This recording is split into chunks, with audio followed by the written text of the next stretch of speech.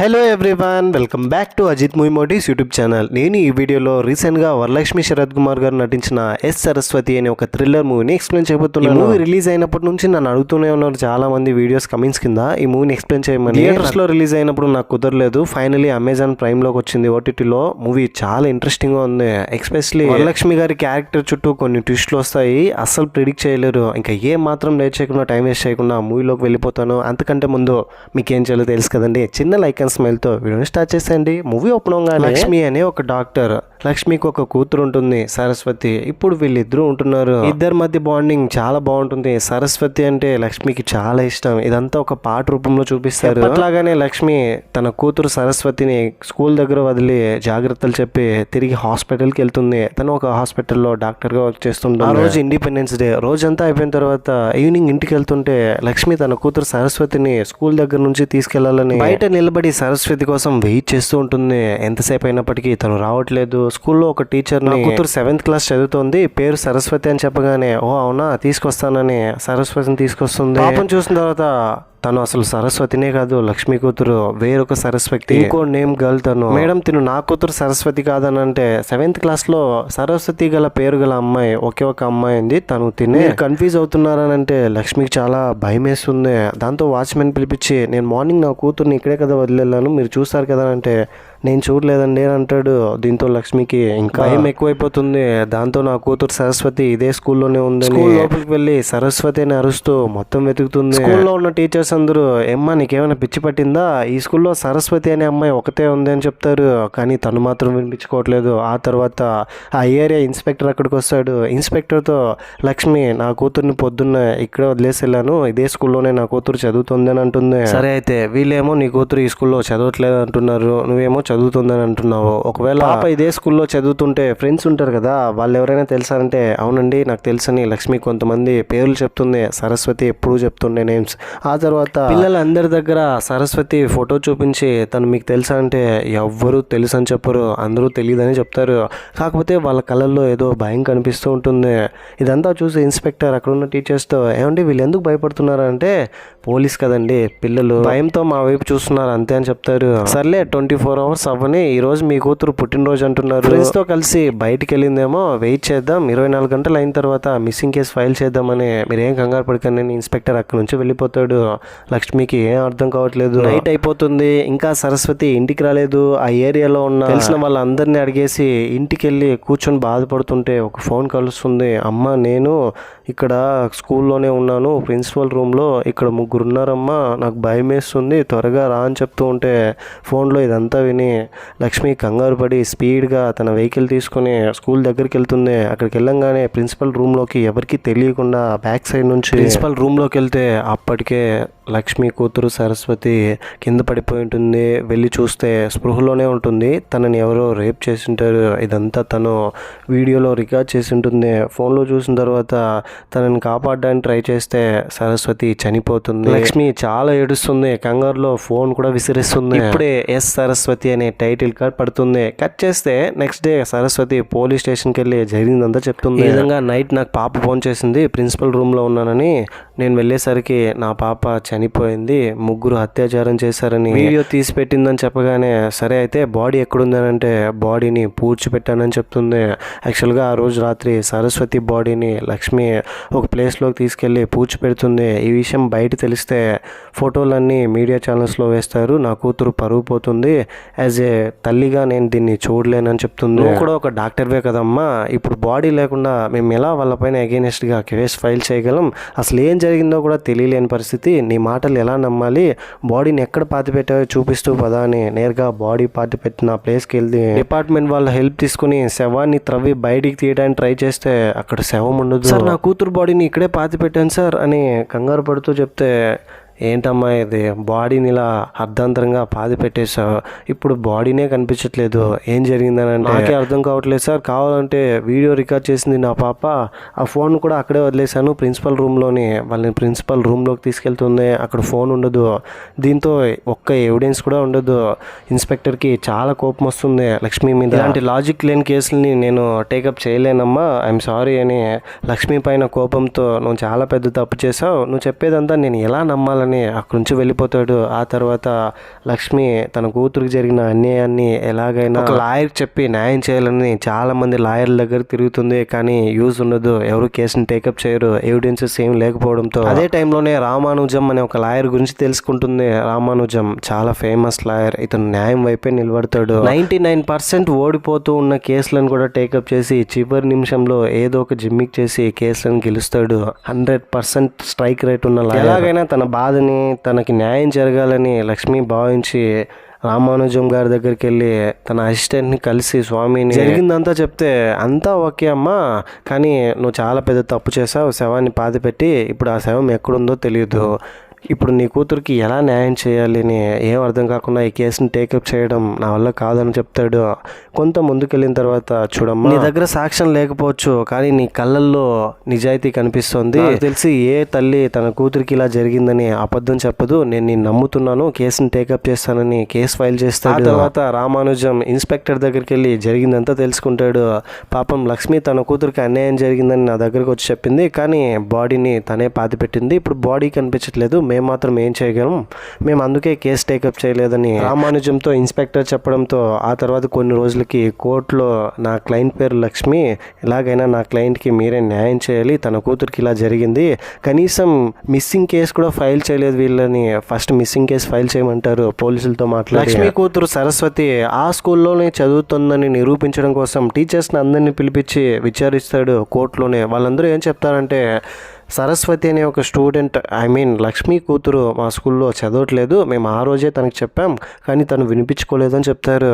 దాంతో లాయర్ రామానుజం, మీ ప్రిన్సిపల్ ఎక్కడ, మీరు ప్రిన్సిపల్తో మాట్లాడాలని అంటే ప్రిన్సిపల్ 1 వీక్ లీవ్లో ఉన్నారని చెప్తారు. యువర్ ఆనర్, ఇంతే ఈజీగా అర్థమైపోతుంది, ప్రతి కేసులోనూ ఇలాంటి స్కూల్లో జరిగే అత్యాచారాల్లో ప్రిన్సిపల్ లీవ్లో ఉంటారు, ప్రిన్సిపల్ని పిలిచి విచారిస్తే మనకు క్లియర్ కట్గా ఏం జరిగిందో అర్థమవుతుంది. ప్రిన్సిపల్ రావాలని నెక్స్ట్ వాయిదాలో స్కూల్ ప్రిన్సిపల్ని పిలిపించి, చూడండి, సరస్వతి అనే స్టూడెంట్ మీ స్కూల్లో చదువుతోంది కదా, మీరు అబద్ధం చెప్తున్నారు కదా, సీసీటీవీ ఫుటేజ్ ఎందుకని వర్క్ అవ్వట్లేదు, ఒక 1 వీక్ నుంచి అడిగితే లేదని చెప్పారంట మీ వాళ్ళని అంటే, అవునండి, మీ దగ్గర సాక్ష్యాధారాలు ఏదైనా ఉంటే చూపించండి, అంతేగాని ఇలా మా స్కూల్ రెప్యుటేషన్ పోగొట్టొద్దండి అని కోప్పడతాడు. దాంతో లాయర్ రామానుజం, ఈ ప్రిన్సిపలే నా క్లయింట్ లక్ష్మీ కూతుర్ని రేప్ చేసి సాక్ష్యాధారాలన్నింటినీ మాయం చేసి ఈ కేసుని క్లోజ్ చేయడానికి ట్రై చేస్తున్నాడంటే ప్రిన్సిపల్ గట్టిగా అరుస్తాడు. ఇంకోవైపు లక్ష్మి, స్కూల్ ప్రిన్సిపల్ అతను కాదు, నేను వీడియోలో చూసిన అతను ఇంకొకరు అని చెప్పడంతో, ఏం మాట్లాడుతున్నావు లక్ష్మి, ఇతనే కాదా అని మళ్ళీ కన్ఫర్మ్ చేసుకోవాలంటే మళ్ళీ చూసి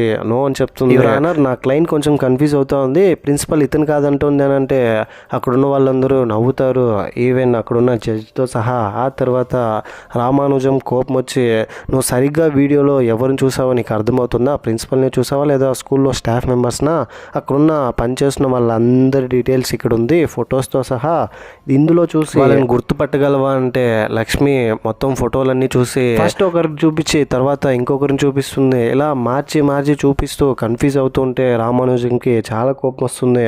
ఇంకా నా వల్ల అవ్వదు, నువ్వు ఇలా అంటే నేనేం చేయలేను, నన్ను వదిలేని రామానుజం కోపం వచ్చి అక్కడి నుంచి వెళ్ళిపోతాడు. ఆ తర్వాత లక్ష్మి ఆ ఏరియాలో తనకు తెలిసిన ఒక బామ్మ దగ్గరికి వెళ్ళి కలిసి కలెక్టర్ ఆఫీస్కి వెళ్తే నీకేమైనా న్యాయం దొరుకుతుందని బామ్మ చెప్పడంతో నెక్స్ట్ డే కలెక్టర్ ఆఫీస్కి వెళ్తుంది. అక్కడికి వెళ్ళి లోపల కలెక్టర్తో జరిగిందంతా చెప్తుంది. ఈ విధంగా నా కూతుర్ని 3 అత్యాచారం చేసి చంపారని, ముందు వెళ్ళి పోలీస్ కంప్లైంట్ ఇవ్వు, తర్వాత వాళ్ళు చూసుకుంటారులే అని చెప్తాడు. ఆ తర్వాత ఆఫీస్ నుంచి బయటకు వచ్చిన తర్వాత ఏరియాలో ఉన్న పోలీస్ ఆఫీసర్స్ అందరూ అలర్ట్ అయ్యి అన్నిటినీ బ్లాక్ చేస్తారు. అక్కడికి వచ్చిన తర్వాత, సార్ మీతో ఒక విషయం చెప్పాలి, లోపల కలెక్టర్ని చంపింది నేనేం చెప్తుంది. ఇక్కడే రివీల్ అయ్యే ట్విస్ట్ ఏంటంటే తన కూతుర్ని అత్యాచారం చేసిన వాళ్ళలో కలెక్టర్ కూడా ఒకడు, కలెక్టర్తో పాటు ఇంకో 2 ఉంటారు, వాళ్ళిద్దరూ పొలిటీషియన్సే. వాళ్ళని కూడా లక్ష్మి ఇంతకుముందు ఒక బామ్మని కలిసి ఉంటుంది కదా, ఆ బామ్మ దగ్గర తీసుకుని షూట్ చేసి చంపేసి ఇప్పుడు పోలీసుల దగ్గరికి వచ్చి నిజం చెప్పేస్తుంది. ఈ విషయం తెలిసిన తర్వాత లాయర్ రామానుజం షాక్ అవుతాడు.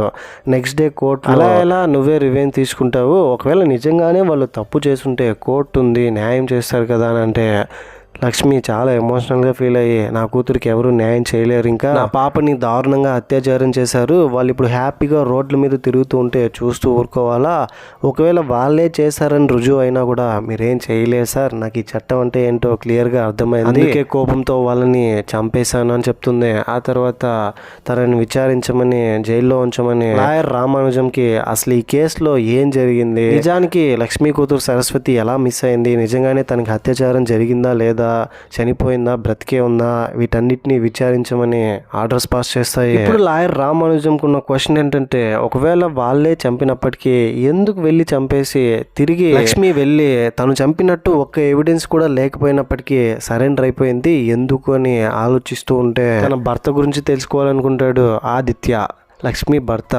ఇప్పుడు వీళ్ళిద్దరూ డివోర్స్ తీసుకున్నారు. ఆదిత్య దగ్గరికి వెళ్ళి జరిగినంత ఎక్స్ప్లెయిన్ చేసి మీరిద్దరూ ఎలా కలిశారు, ఎలా విడిపోయారు అని అంటే ఆదిత్య కూడా ఒక డాక్టర్. ఫస్ట్లో లక్ష్మి ఒక నర్స్గా అదే హాస్పిటల్లో పనిచేస్తుంటుంది. లక్ష్మి చాలా మంచి అమ్మాయి కావడంతో ఫస్ట్ ఇంప్రెషన్లోనే చూసినప్పుడే లక్ష్మిపై ఆదిత్యకు ప్రేమ పుట్టి ఆ తర్వాత తనతో చెప్పి ఇద్దరి మధ్య బాండ్ బిల్డ్ అయ్యి ప్రేమించి రిజిస్టర్ మ్యారేజ్ చేసుకుంటారు. పేరెంట్స్ కూడా ఎందుకు ఒప్పుకుంటారు, ఆదిత్య వాళ్ళ అమ్మ నాన్న. పెళ్ళైన తర్వాత చాలా రోజులైనప్పటికీ ఇంకా పిల్లలు పుట్టకపోయేసరికి లక్ష్మికి పిల్లలు పుట్టట్లేదనే రీజన్తో ఆదిత్య కనీసం మా అమ్మ నాన్ననైనా నేను సాటిస్ఫై చేయాలి కదా, మనం పిల్లలకి అందామనంటే లక్ష్మి ఇందుకు ఒప్పుకోకుండా అక్కడి నుంచి వచ్చేసి ఉంటుంది.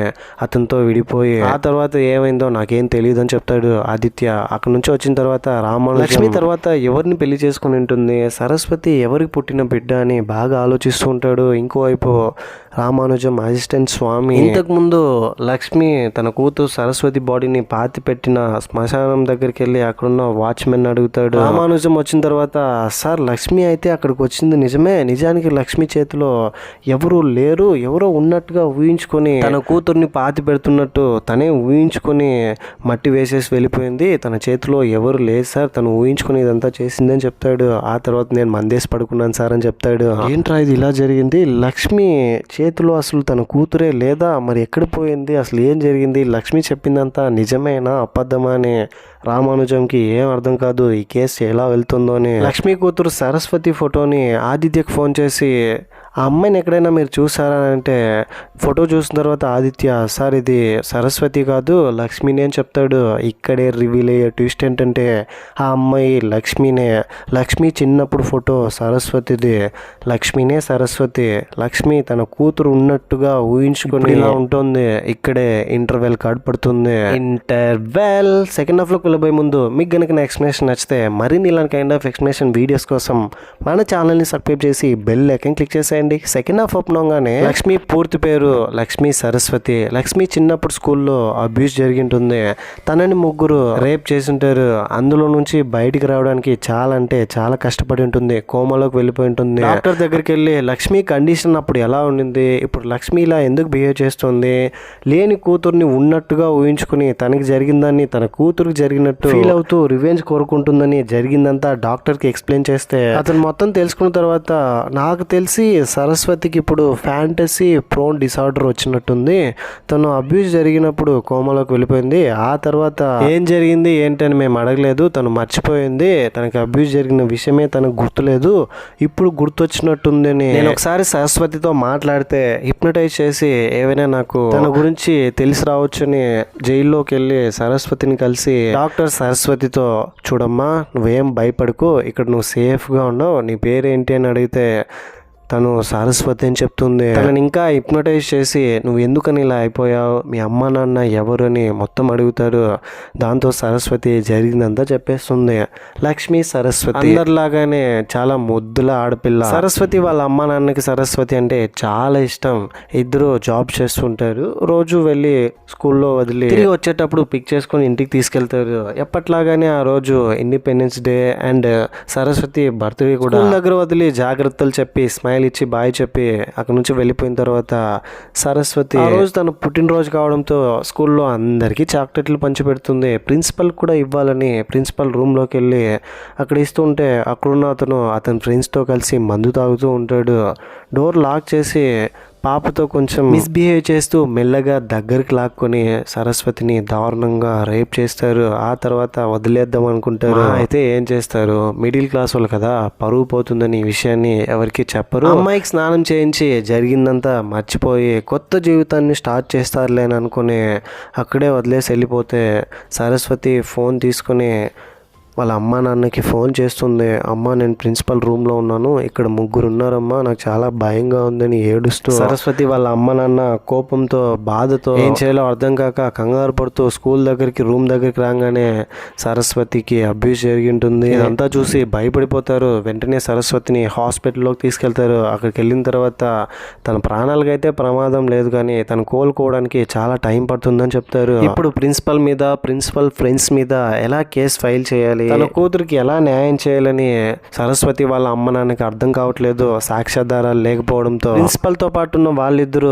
వాళ్ళు చేసినంత రికార్డ్ చేసి ఉంటారు. సరస్వతి ఇది తెలుసుకుని రికార్డ్ చేశారని కెమెరాలో నుంచి పెన్ డ్రైవ్ తీసి ఒక ప్లేస్ లో దాచిపెట్టి ఉంటుంది. ఈ విషయం సరస్వతి వాళ్ళ అమ్మ నాన్నకి చెప్పి ఆ ప్లేస్ లో వెళ్ళి చూడండి, పెన్ డ్రైవ్ ఉంటుందని ఉన్న ఎవిడెన్స్ తో వాళ్ళకి అగైనెస్ట్గా కంప్లైంట్ ఇచ్చి న్యాయం కోసం పోరాడితే అసలే ప్రిన్సిపల్కి వాళ్ళ ఫ్రెండ్స్కి పొలిటీషియన్స్తో పలుకుబడి ఉండడంతో డబ్బు కూడా ఉండడంతో వాళ్ళ ఇన్ఫ్లుయెన్స్ యూజ్ చేసి న్యాయం జరగకుండా చేస్తారు. లాయర్ని కూడా బెదిరించి వీళ్ళకి సపోర్టెడ్గా నిలబడితే నీ కూతురు కూడా ఇదే గతి అని కేసులో వీళ్ళిద్దరిని ఓడిస్తారు.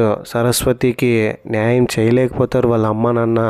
ఇదే గిల్ట్తో బయట ప్రిన్సిపల్ని వెళ్ళి సరస్వతి వాళ్ళ అమ్మ కొడుతుంది. ఇంత ధైర్యంగా ఎలా తిరుగుతున్నావురా, నీ కూతురు వయసున్న అమ్మాయి కదా, తను నిన్ను అసలు వదిలిపెట్టాను అంటే ఆ తర్వాత అందరూ ప్లాన్ చేసి సరస్వతి వాళ్ళ అమ్మా నాన్నని సరస్వతి కళ్ళ ముందే కాల్చి చంపేస్తారు. ఇదంతా ఎవరికి తెలియకుండానే ఎవిడెన్స్తో సహా మాయం చేసేస్తారు. ఇప్పుడు సరస్వతి ఏడుస్తూ జరిగిందంతా చెప్పేస్తుంది. అమ్మా నాన్న చనిపోయిన తర్వాత సరస్వతి ఒక అనాథలా పెరిగి ఉంటుంది. ఆ తర్వాత ఆదిత్యని పెళ్లి చేసుకుని ఉంటుంది. కొన్ని రోజులకి విడిపోయి ఉంటుంది. తను ఒంటరిగా ఉన్న టైంలో నిజంగానే తన కూతురు ఉన్నట్టు తనే ఫీల్ అయ్యి తనకి జరిగిన అన్యాయాన్ని తన కూతురికి జరిగినట్టు ఫీల్ అవుతూ ఇప్పుడు ఈ స్టేజ్లో ఉంటుంది. ఫ్యాంటసీ ప్రోన్ డిసార్డర్తో బాధపడుతూ ఉంటుంది. ఇదంతా అర్థం చేసుకున్న లాయర్ రామానుజం, డాక్టర్ వీళ్ళిద్దరూ ఇంతకు మించి అడిగితే తన ప్రాణాలకే ప్రమాదం ఉందని అక్కడి నుంచి వెళ్ళిపోతారు. నెక్స్ట్ హియరింగ్కి సరస్వతి ఉండదు. తనకు కొంచెం ప్రాబ్లం ఉంది, ఎలాగైనా మీరు అర్థం చేసుకోవాలని జడ్జి గారిని కలిసి మీరే ఎలాగైనా ఇందుకు అనుమతించాలని, సరస్వతికి నిజంగానే న్యాయం మనం చేయాలని. నెక్స్ట్ డే సరస్వతి లేకుండానే సరస్వతికి ఫ్యాంటసీ ప్రోన్ డిసార్డర్ ఉందని, తనకి జరిగిన అన్యాయాన్ని తన కూతురికి జరిగిందని ఫీల్ అవుతుందని, ఇదంతా ఇప్పుడు తనకు చెప్తే తన మనసు విరిగిపోయి మనమందరం చెప్తున్నది అబద్ధం అని ఫీల్ అవుతుంది. అందుకనే ఇప్పుడు కోర్టులోకి సరస్వతిని మేము తీసుకురాలేము, దీన్ని మీరు కన్సిడర్ చేయాలని అంటే ఆపోనెంట్ లాయర్ ఏంటి, తల్లి కూతుర్లు ఒకరేనా, అత్యాచారం జరిగింది తల్లి పైన, మేమందరం రెడ్ ఫ్లవర్స్ లా కనిపిస్తున్నామని అంటే రామానుజం మీరు నమ్మాలి. కావాలంటే చిన్నప్పుడు లక్ష్మికి అబ్యూస్ జరిగినప్పుడు తనని ట్రీట్ చేసిన డాక్టర్ని పిలిపించి వాళ్ళతోనే నిజం చెప్పిస్తానని డాక్టర్ని పిలిచి జరిగిందంతా కోర్టులో ఎక్స్ప్లెయిన్ చేస్తారు. తను కోమాలో నుంచి బయటకు వచ్చిన తర్వాత అసలు తనకి రేప్ జరిగిన విషయమే మర్చిపోయింది. తను కోమాలో నుంచి బయటకు వచ్చిన తర్వాత తనకి రేప్ జరిగిన విషయమే తను మర్చిపోయింది. మేము కూడా మళ్ళీ దాన్ని గుర్తు చేయాలనుకోలేదు, అందుకనే మేము ఏం విచారించలేదు, తనని అనాథాశ్రమంలో చేర్పించేశామని చెప్తుంది. ఇప్పుడు ఇన్ని సంవత్సరాల తర్వాత పెళ్ళై ఒంటరిగా ఉండడం వల్ల తనకు చిన్నప్పుడు జరిగిన అబ్యూస్ ని గుర్తు తెచ్చుకొని తన కూతురికి జరిగినట్టు ఫీల్ అయ్యి తనకి న్యాయం కావాలనుకుంటుందని కోర్టులో చెప్తారు. ఇప్పుడు ఇదంతా సరస్వతికే జరిగిందని ఇప్పుడు నిరూపించడానికి, సాక్ష్యాధారాలు సేకరించడానికి నాకు కొంచెం టైం కావాలి, టైం ఇవ్వండి అని చెప్తాడు. ఆ తర్వాత నెక్స్ట్ డే జైల్లో ఇండిపెండెన్స్ డే వస్తుంది, సరస్వతి పుట్టినరోజు వస్తుంది. కానీ ఈ విషయాన్ని రామానుజం సరస్వతికి గుర్తు చేయడు. ఇండిపెండెన్స్ డే కావడంతో జైల్లోకి మినిస్టర్ వస్తాడు ఫ్లాగ్ ఎగరవేయడానికి. మినిస్టర్ వస్తే మినిస్టర్ని కలవడానికి వెళ్ళిన సరస్వతి పెన్ తీసుకొని పట్టపగలు జైల్లో అతన్ని పొడిచి చంపేస్తుంది పెన్తో గొంతు మీద. దీంతో మళ్ళీ తను కోర్టులోకి వెళ్తుంది. నెక్స్ట్ డే పట్టపగలు ఒక మినిస్టర్ని చంపేసింది. ఎందుకు చంపిందో అడగండి. అతని వల్లే ఆ ముగ్గురు తప్పించుకున్నారు ఆ రోజు, లేదంటే ఆ రోజు వాళ్ళకి శిక్ష పడేది. వాళ్ళ ముగ్గురికి అతను సపోర్ట్ చేశాడు, అందుకనే చంపేశానని చెప్తుంది. పుట్టినప్పటి నుంచి ఆడపిల్ల అంటే ఇలానే ఉండాలి, అలానే ఉండాలి, ఇలా చేయాలి, అలా చేయాలి, పొట్టి బట్టలు వేసుకోకూడదు, తల దించుకుంటూ నడవాలి, ఎవరితోనూ ఎక్కువ మాట్లాడకూడదు, కొంచెం నవ్వుతూ మాట్లాడితే అవతల వాళ్ళు ఏమనుకుంటారని భయపడుతూ ఇన్ని జాగ్రత్తలు చెప్పే సొసైటీ. ఇలాంటివి ఏమైనా జరిగితే కూడా వాళ్ళని శిక్షించాలి కదా, కానీ ఇక్కడ అలా జరగదు. అందుకే నేను ఇలా చేయాల్సి వచ్చిందని చెప్తే సరస్వతికి కూతురు ఉంది అన్న విషయం ఇంతవరకు సరస్వతి నమ్ముతూ వచ్చింటుంది కదా. ఇప్పుడు ఆపోనెంట్ లాయర్ సరస్వతికి కూతురే లేదంటున్నారు, ఇప్పుడేమో తనకు ఉందంటున్నారు. అంటే నా కూతురు ఉందని సరస్వతి గట్టిగా ఏడుస్తూ చెప్తుంది. ఆ తర్వాత లాయర్ రామానుజం బలంగా వాదించి ఇప్పుడైనా నమ్ముతారా ఎవరైనా సరస్వతికి ఫ్యాంటసీ ప్రోన్ డిజార్డర్ ఉందని నమ్మండి, ఇంకా మీరేం చెప్తారో మీ విజ్ఞతకే వదిలేస్తున్నాను, మీరేం చెప్పినా మేము యాక్సెప్ట్ చేయడానికి రెడీగా ఉన్నామని చెప్పడంతో ఎంతో మంది ఆడపిల్లల కన్నీటి చుక్కతో రాస్తున్న జడ్జిమెంట్ ఇది. సరస్వతికి ఫ్యాంటసీ ప్రోన్ డిజార్డర్ ఉందని నమ్ముతున్నాము. తనకు జరిగిన అన్యాయాన్ని కూడా పరిగణించి ఈ కేసుని ఇంతటితో క్లోజ్ చేసి మెంటల్ హెల్త్ హాస్పిటల్కి తనని పంపించాలని, తనకి కౌన్సిలింగ్ అందించాలని కోర్టు జడ్జ్మెంట్ పాస్ చేస్తుంది. మొత్తం అయిపోయిన తర్వాత సరస్వతితో లాయర్ రామానుజం ఇంత అన్యాయం జరిగినా కూడా ఎక్కడా నువ్వు చట్టాన్ని విడవలేదు, గట్టిగా పట్టుకుని ఉన్నావు, అందుకనే ఈరోజు నీకు న్యాయం జరిగింది థ్యాంక్స్ చెప్తుంది రామానుజంకి. ఆ తర్వాత రామానుజం అక్కడ నుంచి వస్తూ ఉంటే తను ఏదో దాస్తుంది, అన్నీ మర్చిపోయిందని చెప్పారు. మళ్ళీ ఇదేంటని అక్కడికి వెళ్ళి చూస్తే రామానుజంకి ఇక్కడ రివీల్ అయ్యే ట్విస్ట్ ఏంటంటే సరస్వతి అతని భర్త ఆదిత్య ఇద్దరు కలిసి ఉంటారు. యాక్చువల్గా ఏం జరిగి ఉంటుందంటే ఆదిత్య మొత్తం చెప్పేస్తాడు. వీళ్ళిద్దరూ ఒక బేబీ కావాలనుకుంటారు కదా, ఇద్దరు ఫిజికల్గా ఇంటిమేట్ అవ్వడానికి ట్రై చేస్తారు. అదే టైంలోనే సరస్వతికి తనకి చిన్నప్పుడు జరిగిన అబ్యూస్ గుర్తొస్తుంది. దాంతో వాళ్ళని ఎలాగైనా కఠినంగా శిక్షించాలని బాగా ఇద్దరు కూర్చొని ఆలోచించి ఫ్యాంటసీ ప్రోన్ డిజార్డర్ అనే ఒక డిజార్డర్ సరస్వతికి వచ్చిందని అందరినీ నమ్మించి అదే టైంలోనే న్యాయం వైపు మాత్రమే నిలబడే రామానుజం గురించి తెలుసుకుని అతని దగ్గరికి వెళ్ళి జరిగిన అన్యాయం చెప్పింటుంది. ఇదంతా కావాలని సరస్వతి ఆదిత్య వీళ్ళిద్దరూ కలిసి ప్లాన్ చేసి తనకు జరిగిన అన్యాయానికి న్యాయం చేసుకుని ఉంటుంది. నిజానికి సరస్వతికి ఎలాంటి డిజార్డర్ ఉండదు, ఇంకా వాళ్ళకి అగైనెస్ట్ గా వెళ్ళడానికి నా దగ్గర ఎలాంటి ఎవిడెన్స్ లేదు, ఇలా అయితేనే కరెక్ట్ అని ఇందుకు మిమ్మల్ని యూజ్ చేసుకోవాల్సి వచ్చింది అని సారీ చెప్తారు రామానుజంకి. రామానుజం కూడా గిల్ట్ తో అంతవరకు ఉన్నప్పటికీ ఒక ఆడపిల్లకి న్యాయం జరిగిందని సరస్వతిని చూసి నన్ను యూజ్ చేసుకున్నా పర్లేదు, మీరు న్యాయం గెలవడమే ముఖ్యమని హ్యాపీగా నవ్వుకుంటూ వచ్చేస్తాడు. ఇంతటితో ఈ మూవీ ఎండ్ అయిపోతుంది. ఈ మూవీపై మీ ఒపీనియన్ ఏంటి, నా ఎక్స్ప్లెనేషన్ మీకు ఎలా అనిపించింది అనే దాన్ని ఏదో ఒకటి కింద కమెంట్ బాక్స్లో తప్పకుండా నాతో షేర్ చేసుకోండి. నాకైతే కొన్ని లాజిక్స్ మిస్ అయ్యాయి అనిపించింది. స్క్రీన్ ప్లే కొంచెం టైట్గా రాసుకుని ఉంటే బాగుండేది. ట్విస్టులు మాత్రం బాగా అనిపించింది. వరలక్ష్మి గారే డైరెక్ట్ చేశారు ఈ మూవీని. ఏమైనా ఫస్ట్ అటెంప్ట్లోనే చాలా బాగా మంచి కన్విక్షన్తో మూవీ తీశారు. మీ ఒపీనియన్ ఏంటో కింద కమెంట్ చేసేయండి. ఇలాంటి కైండ్ ఆఫ్ మరిన్ని మూవీస్ అండ్ ఎక్స్ప్లెనేషన్ వీడియోస్ కోసం మన ఛానల్ని సబ్స్క్రైబ్ చేసి బెల్ ఐకాన్ క్లిక్ చేసేయండి. ఇంకో వీడియోతో మీ ముందుంటాను. అంతవరకు సేఫ్గా ఉండండి, నవ్వుతూ ఉండండి, నవ్విస్తూ ఉండండి. Thank you. జై హింద్.